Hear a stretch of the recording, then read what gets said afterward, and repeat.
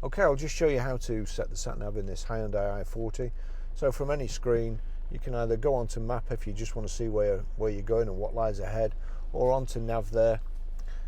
Address, we want city here, and we're Grosvenor Garage, Chorley Road, Wantondale, Preston, PR. You've now got to go to numbers, which is 0 to 9 there, 5, and we're PR54, so click on there.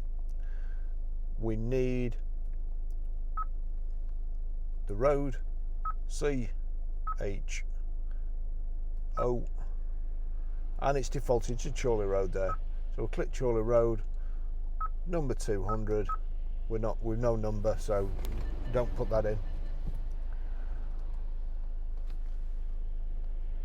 And then click start. It's calculating the route and starting to go. Route guidance. That's it, that's how you do it.